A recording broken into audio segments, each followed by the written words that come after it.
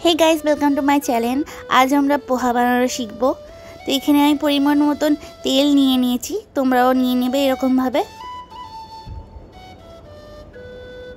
এবার এখানে আমি মুনফলি বাদাম দিচ্ছি, তোমরা চাইলে মুনফলি বাদামের সাথে কারি পাতাও যোগ করতে পারো।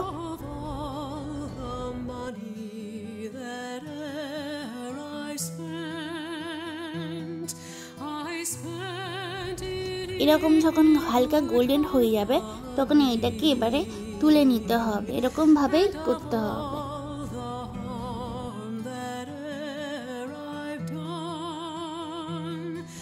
তো এখানে তুলে নিলাম আমরা বাদামগুলো।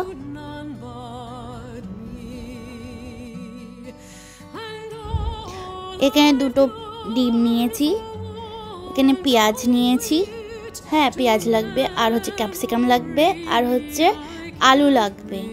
তো আলু দেয় না কেউ, আমরা দিচ্ছি এটা।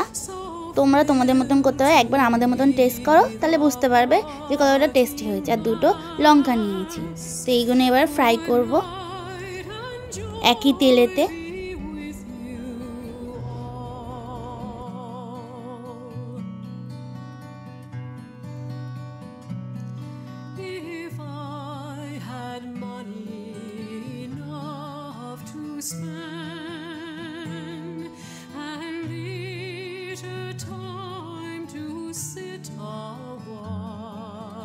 তো এইভাবে নাড়িয়ে নাড়িয়ে এটা ফ্রাই করে নিতে হবে পুরোটাই।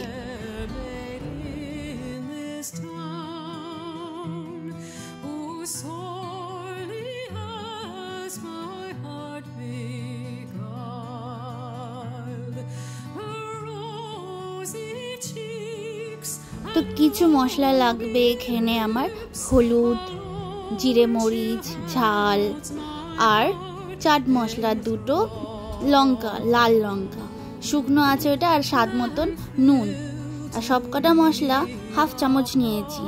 আর এখানে আমি চিনি দিয়ে দিলাম, আর ওই এগুলো দিয়ে দিলাম মশলাগুলো।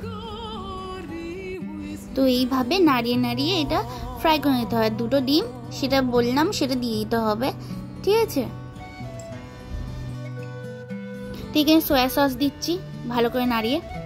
আর তোমরা তোমাদের যেরকম হবে চিড়েটা থাকবে বা হচ্ছে পোহার গ্রেভিটা যেমন তৈরি করবে ঠিক তেমনই দিয়ে দিতে হবে মশলা। আর এখানে আমি 1 চামচ মতন ঘি দিয়েছি।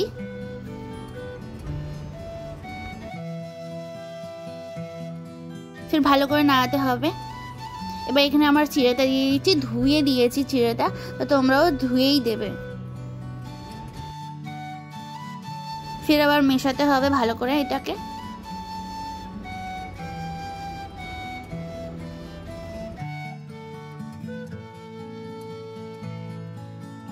এখানে একটা কাঁচা লঙ্কা দিয়ে দিলাম কেটে।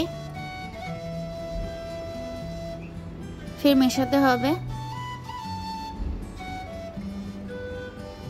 এবার এখানে আরেক চামচ ঘি দিতে হবে, তারপর এটা কমপ্লিট হয়ে যাবে।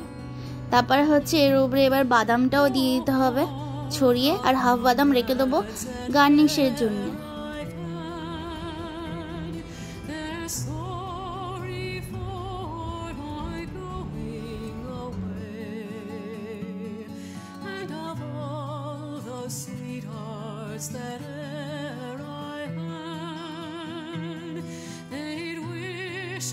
তো আমাদের পোহার তৈরি হয়ে গেছে এখানে, ঠিক আছে।